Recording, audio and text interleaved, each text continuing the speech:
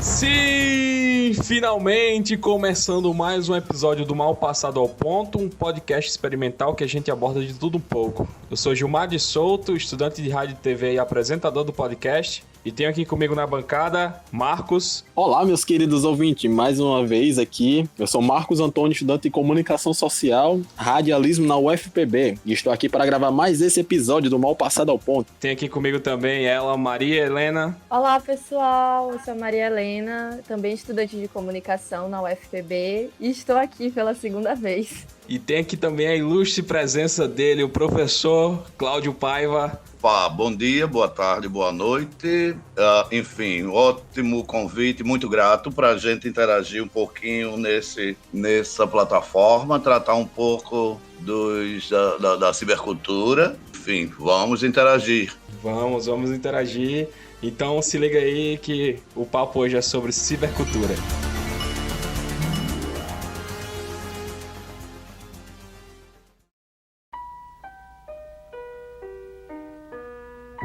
One more kiss, dear.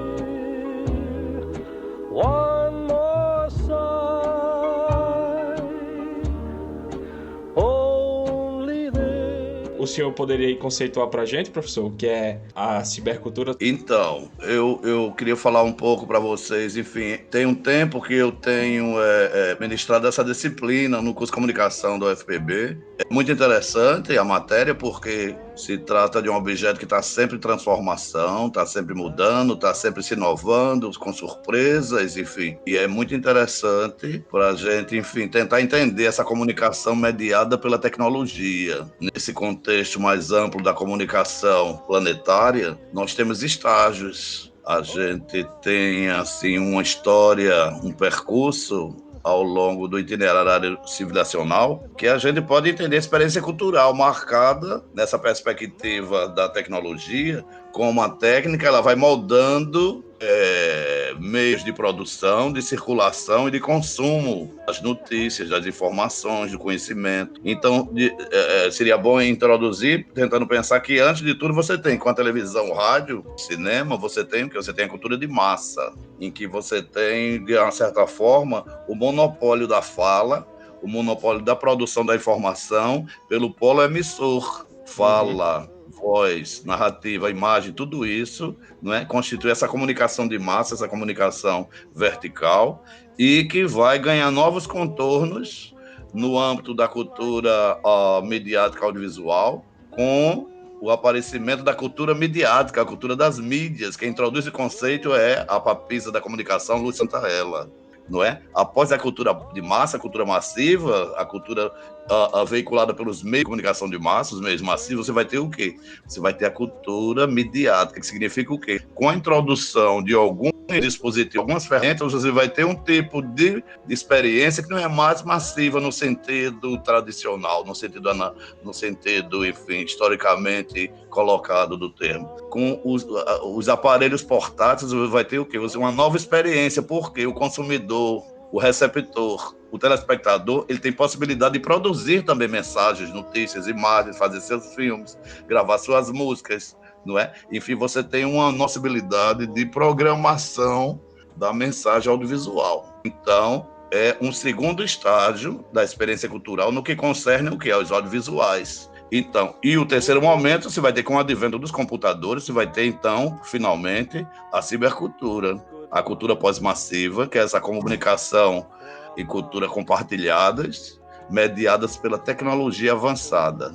Então, a cibercultura ela vai nascer disso, ela vai nascer justamente de quê? Da disseminação de informações a partir dessas máquinas inteligentes que são os computadores. Então, tudo isso começa a partir do momento que você tem o quê?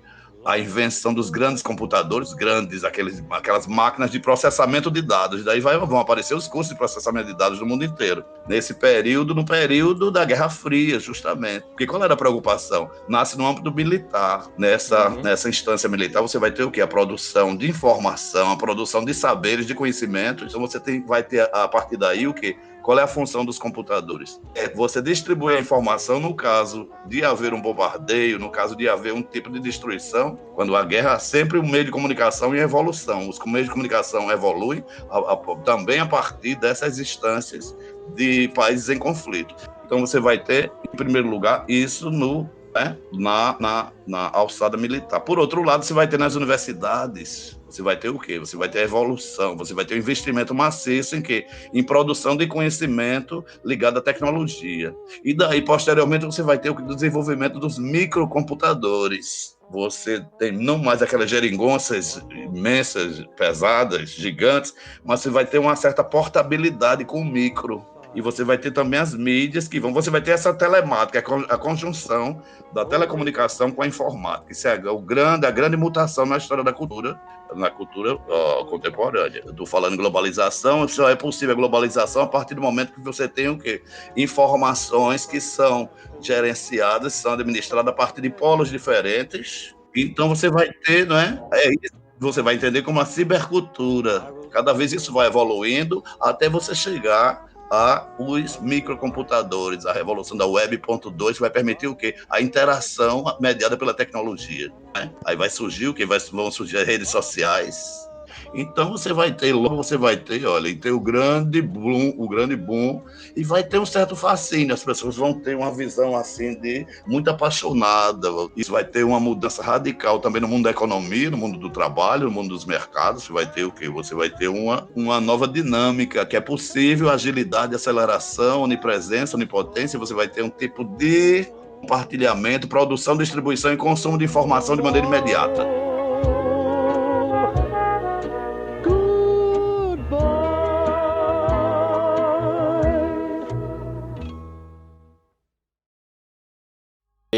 Do termo cybercultura, que foi firmado, digamos assim, foi a primeira obra que surgiu esse termo cybercultura, foi na obra de Alice Mary Hilton. Eu tava dando uma pesquisada e tem uma frase no livro dela que me embarcou bastante, que é: na era da cybercultura, arados se puxam sozinhos e os frangos fritos voam direto para nossos pratos. Ou seja, é a realidade que vivemos, onde a automação nas lavouras extinguiu quase que 100% do trabalho braçal necessário. E não que seja algo ruim, mas que substituiu aquele trabalho. E essa questão posso estar errado nessa minha interpretação, mas essa questão do frango frito voam direto para nossos pratos me remete muito à questão do iFood, com essa tecnologia que foi nos dada há menos de 10 anos. O iFood é um aplicativo novo e que tem sido usado bastante com eficácia agora durante a pandemia, que as pessoas têm pedido bastante pelo celular. Daí, nesse artigo, não sei se é nesse artigo, a Alice Mary, ela fala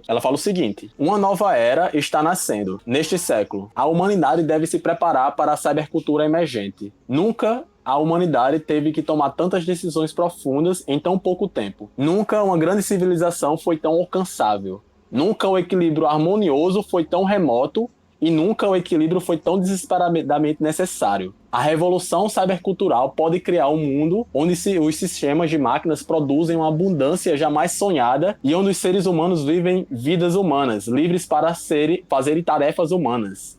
Esse foi um artigo dela de 1963. Isso já, na época de 60, na década de 60, se eu não me engano, já tinha uma visão da cybercultura como algo que pudesse substituir a mão do trabalho, os trabalhos repetitivos, tirar da mão dos humanos e colocar na mão das máquinas. E aí foi surgindo, foi se aprimorando as tecnologias, como fala a Lady Moore, que quanto mais o tempo vai passando, quanto mais os anos passam, o Moore ele explicou que os transistores vão ficando mais... você vai conseguindo colocar uma maior quantidade de transistor numa menor quantidade de espaço, e isso vai dando espaço para novas tecnologias. Não é à toa que todo ano sai um computador, por exemplo, uma placa de vídeo mais potente do que a outra, utilizando uma quantidade maior de resistores em um menor espaço de local. Mas com isso vem certas consequências. Essa frase dessa estudiosa, essa Alice Mary, ela me traz um certo medo em relação à cybercultura, porque ela mostra que a gente não está preparado tão assim para a cybercultura, não para a cybercultura, mas para um mundo onde as tecnologias tomam conta. Cara, eu lembrei que tem uma entrevista do autor, esse autor, Pierre Levy, que ele tem várias obras sobre cybercultura, e tem uma entrevista dele no Roda Viva, acho que é em 2001, que ele já propõe em 2001 que a internet no futuro vai se tornar uma super televisão. E o que é que ele quer dizer com isso? Que vai se tornar um meio de, como é que eu posso dizer, um centro de hiperconsumo e como se fosse uma espécie de palco de entretenimento, sabe? Ele trata a internet como esse termo de super televisão. Que nem tu comentou aí, essa coisa da massificação, a gente teve isso, por exemplo, com a própria televisão. E a gente vê isso acontecendo hoje em dia, principalmente com a internet, tá ligado? Porque, a gente pega... Teve com a questão só te interrompendo um pouco, para acrescentar no teu argumento, na tua visão, tem a questão também dos telefones, né? Porque há 15 anos atrás, os telefones eram algo... Você ter um celular era algo realmente... caro, tá ligado? Quando meu pai comprou o primeiro celular dele, ficava todo mundo aqui em casa jogando joguinho, vendo musiquinha que tocava, tá ligado? Hoje em dia, tem mais celular na população brasileira do que brasileiros. Tem milhões de celular. E a gente pega uma problemática disso em relação... Pelo menos eu vejo um grande problema em relação aos dados, o tráfego de dados. Porque... Vamos pegar como exemplo aquele, eu acho que foi em 2017, em que entre 80% e 70% do lucro do Brasil ficou na mão de 1% da população. E a gente pega, por exemplo, na internet, que os dados viraram uma nova moeda, a gente pega o tráfego de dados, tá dentro de um conglomerado de pouquíssimas pessoas. A gente pega, por exemplo, as mídias sociais. Eu tô com a lista aqui das redes sociais mais utilizadas do mundo. As 6 primeiras estão o Instagram, o WeChat, o Facebook, tem o Facebook Messenger e o WhatsApp. Das 6 primeiras, 4 pertencem ao mesmo grupo empresarial. O YouTube também está no meio, pertence ao Google. E o WeChat é a única que sai desse meio porque ela é forte só na Ásia. Ela é forte na Ásia e principalmente na China. Só que qualquer coisa que se torna popular na China se transforma como é que eu posso dizer? Se transforma qualquer nicho na China é uma febre mundial. Porque, 20% da população mundial tá lá, sabe? E, realmente, hoje em dia, um petróleo vale muito menos do que todos os seus dados. Porque a internet, o Facebook, por exemplo, ele cresceu com a proposta um tanto quanto bacana. Uma plataforma de interação de pessoas, uma extensão da comunicação para tirar essa questão. Antigamente você ou ligava para a pessoa ou você ia até a pessoa e tem aquela coisa face a face. O Facebook, não só o Facebook, mas eu menciono ele por causa das grandes proporções que ele tomou através dos anos, comprando outras redes sociais também, como WhatsApp, Instagram. Eu digo ele porque a gente tem um concentrado de dados e a internet ela nasceu com a proposta legal de democratização da mídia, só que ela está partindo para o que eu tinha falado anteriormente, para um grande monopólio. Quem tem um dos monopólios de quê? É só você parar para ver. Antigamente, com o aprimoramento dos algoritmos, você tinha diversos sites de busca. Tinha o KD, tinha um site de busca do IG, você tinha um mar de sites para buscar. Aí surgiu o Google. O Google, ele utiliza os algoritmos. Antigamente era um processo manual, se eu não me engano. O KD usava um processo manual, que era copiar o link do seu site, colocar lá na base de dados do KD, e se alguém pesquisasse o seu site, aparecer lá no KD. O Google já usava uma proposta totalmente diferente. Utilizar os algoritmos para tentar entender o que você quer pesquisar e te direcionar para uma plataforma imensa de dados. O Google agora, ele comprou o reCAPTCHA, que era o CAPTCHA antiga, que é aquela plataformazinha para conferir se você é um robô. Eu acho até engraçado, um robô conferindo se você é um robô. Que aquela plataforma tem mais coisas relacionadas ao trânsito, em vez de objetos. Ele tem coisa, por exemplo, o semáforo, clique onde tem um semáforo, clique onde é que tem uma faixa de pedestre, e você vai clicando e você está ensinando o que é uma faixa de pedestre, o que é um pedestre, o que é um semáforo, para o Google desenvolver uma tecnologia de carros 100% de automação, sem ninguém precisar dirigir. Sabe, a gente chegou numa fase dos algoritmos que eles aprendem com o que a gente faz. Cara, essa coisa de algoritmo é tão bizarra, porque, assim, teve um caso que aconteceu nos Estados Unidos em relação à Amazon. O que acontece? A Amazon, ela realiza alguns tipos de entregas por drone. Eles conseguiram, acho que foi o recorde, eles entraram pro Guinness com uma entrega mais rápida, alguma coisa assim, em que teve um cara que todo santo dia ele entrava para pesquisar um celular. E o robô, o algoritmo, entendeu o comportamento dele, analisou o comportamento dele e chegou à conclusão de que em uma certa data ele ia comprar aquele celular. O preço do celular caiu e ele comprou o celular. Só que antes de ele comprar, o robô já sabia da compra e já enviou o produto para a transportadora que ficava na cidade dele. Ou seja, a partir do momento que o cara comprou e o cartão dele foi aprovado, os caras só tiveram o trabalho de colocar o celular dele num dronezinho e levar para casa dele. Foi em questão de quê? De 2 horas, 1 hora no máximo. Achei muito interessante, porque eu acho que eu falei da primeira onda, da segunda onda, eu acho que a terceira onda tem a ver com um tipo de gangorra. Caixa de Pandora, vocês sabem o mito de Pandora. História que, enfim, uma mulher que ela encontra uma caixa, mas ela foi advertida pelos deuses. Não abra a caixa, não abra a caixa. Quando ela abre a caixa, Pandora, todos os males do mundo, eles surgem para assombrar a Terra, saem da caixa e, enfim, vêm assombrar o mundo, o medo, a guerra, a morte, a doença, tudo. Mas, enfim, no cantinho ficou um bichinho que não voou, não saiu fora da caixa. É a esperança. Então, Pandora, esse mito da Pandora, eu acho que pode, assim, orientar um pouco a nossa percepção desse mundo novo, desse admirável mundo novo, entre aspas, em que a gente encontra muitos avanços e muitos retrocessos. E nesse terceiro momento, assim que a gente fala em pandemia, no caso do Brasil tem pandemia e pandemônio, porque a dimensão política é pesada, é retroativa, e por outro lado avanços também, porque existem inteligências que estão dispersas e elas se utilizam desses mecanismos, dessas plataformas, para abrir novas janelas de conhecimento. Isso a gente vai sacar, eu acho,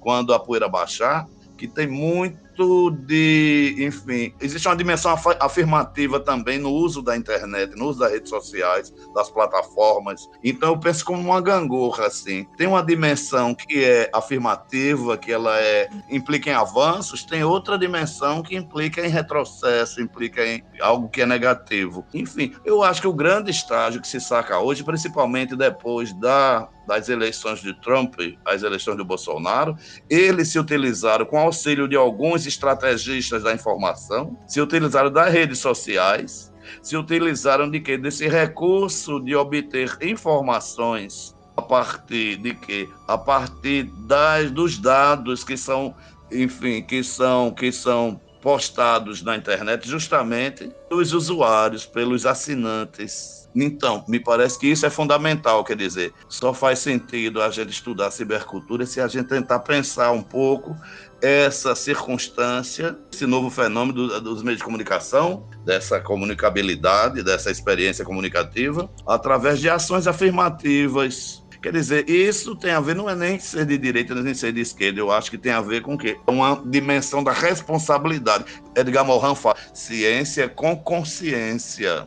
Então é preciso enfrentar esses fundamentalismos, o fundamentalismo religioso, o fundamentalismo de mercado e o fundamentalismo informacional. Eu acho que é fundamental, é importante a gente ter essa noção, quer dizer, então, uma síntese, quando a gente fala em cibercultura, quando a gente fala em tecnologia, é preciso pensar o que? O técnico-social, humano junto com o tecnológico. Então, é fundamental você entender que, olha, McLuhan fala, os meios como extensões dos homens. Na perspectiva feminista se diria, os meios como extensões dos homens e das mulheres. Enfim, os meios como extensão das criaturas humanas, tudo bem. Mas o que McLuhan não traz é justamente essa dimensão de que a inteligência, fala da inteligência artificial. A inteligência artificial não tem sensibilidade, ela não tem senso crítico, ela não tem ética. Então é preciso introduzir essa dimensão da ética, da sensibilidade,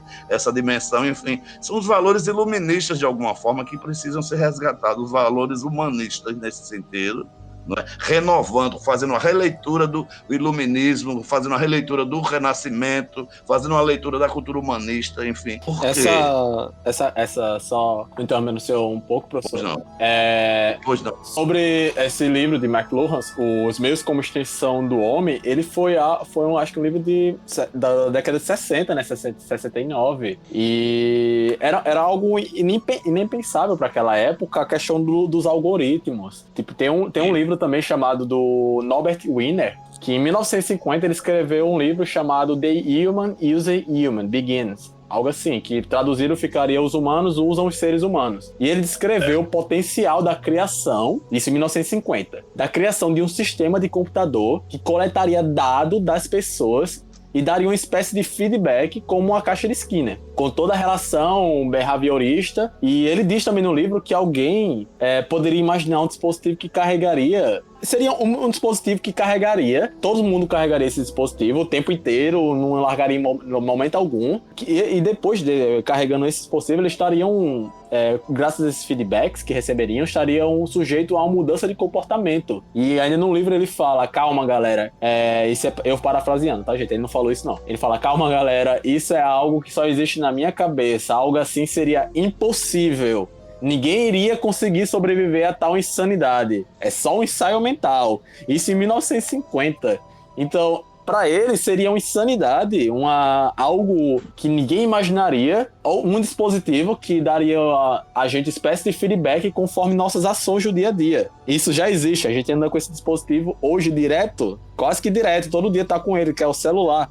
Redes sociais dão uma espécie de feedback para nossas ações. Graças a esse livro também, do Norbert, também os meios de como extensão do homem, de McLuhan, dão essa noção de como nessas épocas, em 69, 50, 70, não tinha essa tanta fidelidade, essa crença de que as tecnologias, o algoritmo seria algo tão abrasivo e extenso e complexo. É porque eu acho também que data muito de cada época, porque se a gente pegar, por exemplo, uma visão que eu acho que a minha primeira experiência assim com esse mundo cyber, por assim dizer, foi com Blade Runner, o filme lá dos anos 80. Ele trata muito essa questão do mundo tomado por tecnologias, grandes corporações, mas ele trata mais pelo lado corporativista das coisas do que pelo lado, como é que posso dizer, tecnológico. Acho que você vê o mundo todo envolvido em tecnologia, mas ele pensa mais no social.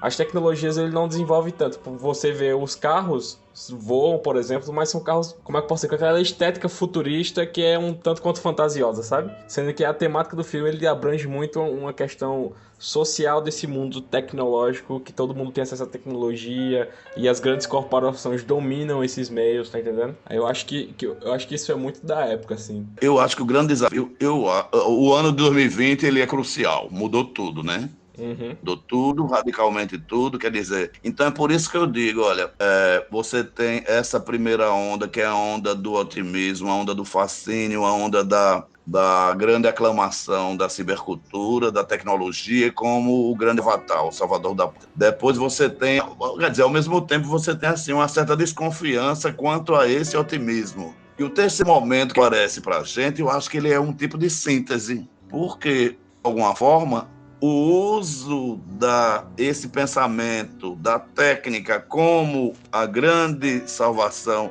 isso aplicado à engenharia, aplicado, enfim, à exploração da natureza, levou ao caos, trouxe a peste. E, ao mesmo tempo, você tem o uso da tecnologia como um tipo de enfrentamento dessa forma de vida, essa forma de vida viralizada. Na era do vírus, se a gente não tivesse as redes sociais, se a gente não tivesse as tecnologias, nossa situação seria muito pior. eu acho que o grande desafio é um tipo de pensamento que consiga fazer esse movimento, ao mesmo tempo, aceitando esse conhecimento instrumental técnico que criou evolução, não é, que construiu cidades, que criou um tipo de vida mais dinâmica em termos de interação com outros povos, outras culturas, outras linguagens, de uma maneira mais rica, e ao mesmo tempo sacando que é preciso o quê? É preciso haver o quê? Um tipo de cuidado, um tipo de, a palavra é, o uso da tecnologia, mas com moderação.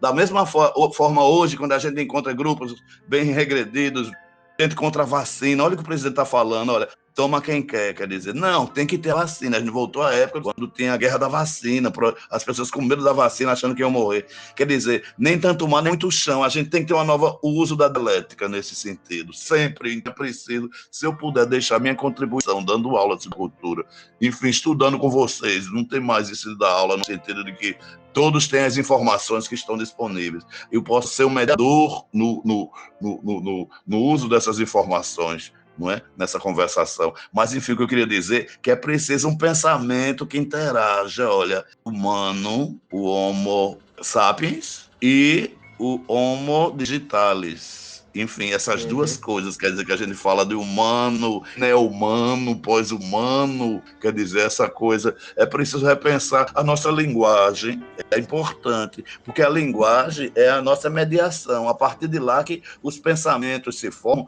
e a partir do pensamento e da linguagem vem a ação. Então é nesse sentido que eu penso que é preciso a gente discutir juntos prós e contras, é nesse sentido que se falava como aparece em Platão, como aparece em Hegel, como aparece em Marx, o sentido da dialética, quer dizer, não é mostrar um lado e mostrar o outro, não, é mostrar, tentar enfrentar esse novo fenômeno, essa nova substância de que o ciberespaço, o cyber veio, mas ele vai depender do uso que os sujeitos sociais fizerem dele. Tanto é que o ciberespaço vem com essa questão de uma reconfiguração cultural, né? Porque a gente tem, por exemplo, assim como a gente tem essas relações de esse caso da vacina, os grupos que fomentam essa questão da antivacina, de cada um tem sua liberdade de tomar ou não. A gente tem também, por exemplo, como aconteceu ali no Oriente Médio e no Norte da África, a questão da Primavera Árabe. Sim, ótima referência, boa. Que veio também de uma queda de regimes totalitários que estavam no poder há 30, 40 anos através das mídias sociais. A gente tem, por exemplo, o governo do Gaddafi, eu acho que ele passou 40 anos no poder até vinha a Primavera Árabe e ter toda essa revolução tecnológica da população conseguir se reunir, se organizar de maneira, assim, através das mídias sociais, do Facebook, do Twitter, para lutar contra aquela repressão, sabe? É aquela frase clichê, deixar você utilizar esse meio, as próprias redes sociais, o ambiente do cyberespaço, você usar a seu favor e não deixar que ele o use você. Usar você de como um produto, alguém que ele quer condicionar para você ficar horas e horas e horas e horas lá dentro fazendo o quê? Às vezes nada. Você usar desse meio com um certo policiamento, por assim dizer. É aquilo que o professor falou, acho que é até a frase do Pierre, né, Paiva? Oi, manda. Na guerra da comunicação, que é preciso dominar os bots, os algoritmos. Sim. Pierre Levy fala, mas eu digo mais, é preciso dominar uma nova, se houver a possibilidade de uma reconfiguração da vida dos seres vivos, vai ser pela adoção de um novo tipo de conhecimento que não restringe somente ao tecnológico. Agora, por outro lado, ao mesmo tempo, simultaneamente, eu diria que sem o acesso a essa informação, nós nos tornamos presas das corporações que dominam os algoritmos, que dominam as redes sociais, que dominam as fake news, entendeu? A primeira coisa, essa grande sacada de que tecnologia ela não é apanágio para tudo, ela não salva a pátria. Essa é a primeira coisa. Estou pensando dialeticamente. A segunda coisa, sem a tecnologia nós não podemos avançar, porque não tem como voltar ao estágio anterior. E a terceira coisa é que é preciso reunir saberes. Estou falando Edgar anos ele está fazendo. Está dizendo, é preciso pensar a complexidade, a conjunção de saberes, quer dizer, na universidade a gente discutir, não dá para discutir somente, enfim, tecnologia, tem que pensar na conjunção dos saberes, é preciso pensar, por exemplo, essa dimensão do social junto com o tecnológico, a questão de gênero junto com o digital, a questão, enfim, da exclusão de classes, junto com o quê? Com essas inteligências que têm se tornado cada vez mais evoluídas. Tem que recuperar uma competência de linguagem que possa enfrentar essa rede do retrocesso. Então, o que é que acontece? Todos esses movimentos se transformaram, as primaveras se transformaram em invernos. Os 20 centavos se transformaram o quê? Num regime de exceção, quer dizer, eu não estou sendo reacionário, não. Eu estou falando o quê? Olha, é preciso pensar no momento em que você tem um tipo de manifestação de massa, como foi aquele, é preciso pensar de maneira pluralista, é preciso, enfim, tudo isso tem que estar muito amarradinho, isso não pode estar solto, não pode estar disperso, porque a direita se utilizou desses discursos na época em que a gestão no Brasil era favorável ao social, conquistas sociais, mas o que é que acontece? Não foi possível se fazer um tipo de reflexão e se agir de maneira inteligente com relação ao que as demandas sociais. É nesse sentido, por exemplo, que apareceram, olha, coisas interessantíssimas, como, por exemplo, aquela rádio, como é que chama? Mídia Ninja. Sim, sim. Que foi um tipo de revolução na comunicação, porque ali agora pegaram diversas vozes e transmitiram, deram voz a quem não tinha voz, tudo bem, foi formidável. Mas seria preciso um tipo de ação considerando o quê? Considerando as organizações sociais. Seria preciso um tipo de descobrir o que não estava visível, quer dizer, a nossa tarefa começar quase do zero. Agora, começar do zero com uma perspectiva histórica, recuperar a memória, recuperar a história. Quando eu digo que, olha, não dá para estudar só gênero, não dá para estudar só classes sociais, só tecnologia de maneira separada. É preciso entender o quê? Quando a gente vai estudar cibercultura, como é a cibercultura no Brasil, como é que se deu, como é a história, entendeu? Então, isso é importante. História, memória, contextualização, inter-relação desses diversos conhecimentos, experiências. Então, isso é o grande desafio para a gente. Mas, enfim, numa palavra, deixa eu resumir o que eu estou falando, que estou parecendo prolixo. É preciso isso, enfim, é preciso ter essa interação, é preciso ter essa mediação. A gente, a partir de quê? A partir de um conhecimento, seja mais, não pode ficar só no cyber, mas ele tem que também partir para um conhecimento da história da cultura, da história da economia, da história da política, enfim, por aí que a gente pode pensar. E o cinema ajuda nisso, porque eu acho que é um tipo de leitura que pode alertar, quer dizer, o que é Bacurau? Bacurau, para mim, é o que existe de mais avançado em termos de experiência audiovisual, mostrando, olha, o primitivo e o tecnológico, quer dizer, o arcaico e o ultramoderno, quer dizer, porque aquela foi uma grande sacada daquele cara no filme Bacurau. Ele mostra, ele desmistifica. Aquilo ali não é um disco voador, cara, olha para o céu. Aquilo é drones, estão espionando. O filme Bacurau é uma aula, assim como aquele outro filme, o da Coreia do Sul, como é o nome? Parasita.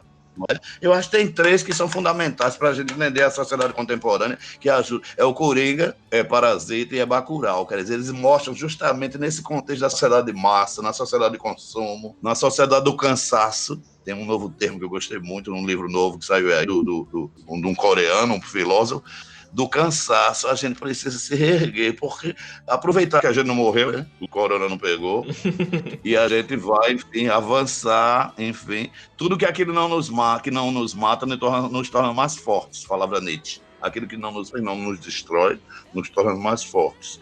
E para isso, eu acho que vai depender uma geração que vai pensar, a nossa, eu já estou jovem também, como você, e aí o quê? Trazer elementos de reflexão, de pensamento, enfim, é por aí, não é apostar, porque eu gosto muito de uma frase que diz, olha, o medo, eu me esqueci agora, que a distopia é reacionária, a utopia é revolucionária.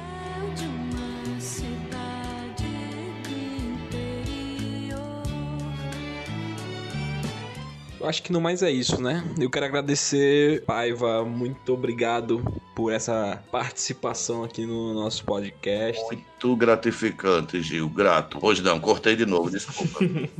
Agradecer também, Marcos. Valeu, Pac, mais uma vez você aqui conosco. Mais uma vez aqui gravando esse maravilhoso podcast e de um assunto que eu adoro estudar, adoro pesquisar sempre coisas relacionadas à cybercultura. E agradecer também Maria, que participou da introdução, tá aí calada, quase nossa ouvinte ilustre, nossa plateia ao vivo. Obrigada. Obrigado a todo mundo, tchau, tchau. É uma espécie de plateia.